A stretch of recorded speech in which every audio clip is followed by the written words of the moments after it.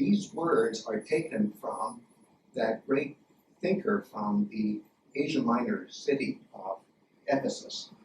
Heraclitus is saying, is it all right if I first say it in the original Greek? O anax uto manteon esti doen Delphois, ute lege, ute crypte, alla sēmainein. The Lord, the one whose oracle is in Delphi, neither says things nor hides things, but rather he indicates things. We see a very traditional idea, even though this idea is expressed in a novel way.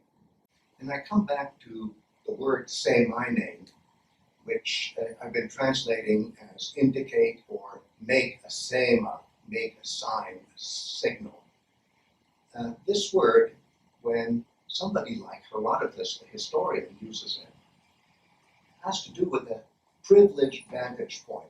So, for example, if a scout is sent to the top of the hill in order to observe the movements of the enemy out there beyond, when the scout comes back down from the elevated position to which he had been sent, that scout is not just saying things, he is indicating things from a superior vantage point.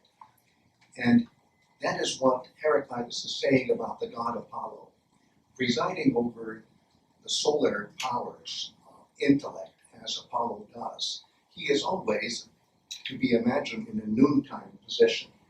Therefore, the sun, as energized by Apollo, sees everything in the universe because the sun at noontime occupies the highest imaginable position, the highest vantage point. And that is what Heraclitus is saying by way of using this word sēmainein.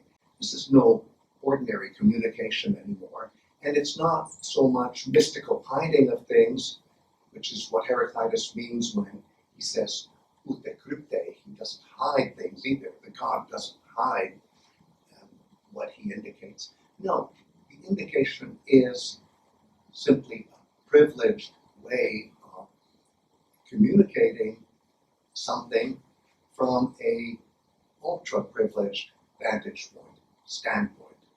We're going to come back to this word sēmainein again in the context of what Herodotus, the so-called father of history, is trying to communicate when he uses this same word. When Herodotus, as a historian, says sēmainein, he again is not just communicating in an ordinary way, he's communicating from a superior vantage point. How did he achieve that superior vantage point? Well, it's not even that he has to climb up to an elevation and look down. If he just keeps on going at ground zero and tries to cover as many points of reference as possible, in a sense, it's the hard way to do it, but in a sense, he is still having that privileged coverage simply by way of traveling at ground zero. So either you see things in the easy way, if you're on elevation, or you see things the hard way by going from one reference point to another until you achieve what a scout would achieve by way of looking from above. Now there's one more thing. We've already seen that Herodotus stages heroes when they're demonstrating their superhuman power. Herodotus stages them as communicating in the same special way, sēmainein.